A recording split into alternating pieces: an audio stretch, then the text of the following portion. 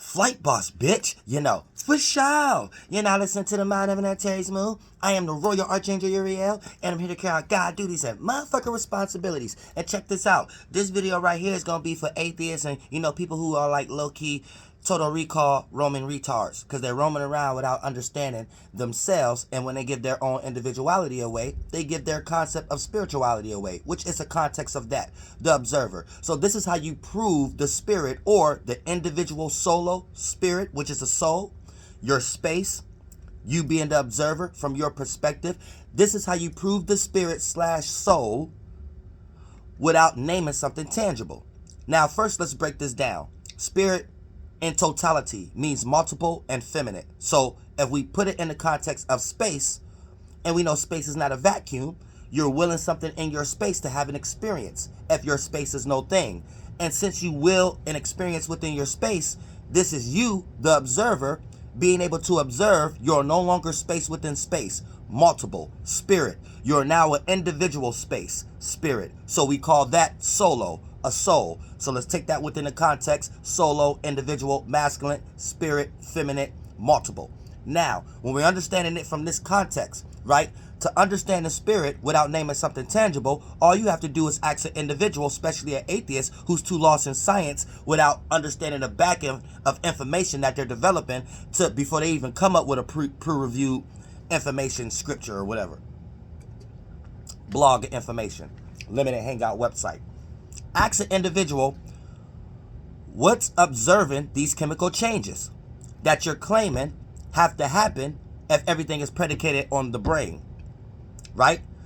What's observing these chemical changes? Now, the moment an individual start to try to describe that what they are observing is the chemical change and things of that nature, then you got them. Because at this point, they're not going to make any sense, because they're going to try to explain how the observer is an actual substance that others can observe as a form of observation. And the observer is non-tangible. So for the most part, if mind is a form, then you know that it's tangible to a certain degree. It's less dense, maybe a little less physical, so it takes us in a metaphysical, but if you can obtain it, it's a form. And last time I checked, I can obtain the thought.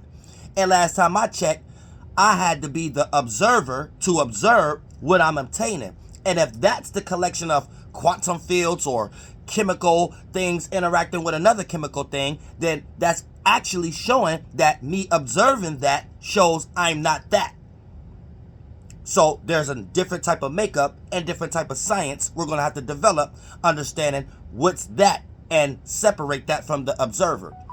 And since the observer is not something you can grab, it's not tangible, it's just something you could describe, and you have observations being the observer, and one of the things that you can observe is your mind, then for the most part, this is how you can explain and prove the spirit to someone without having to name something tangible. Because the moment that you take them into the context of having to explain something that's non-tangible as it being tangible in order to explain itself, this is a person that have to wait till one neuron crash into the other neuron for them to even know their name.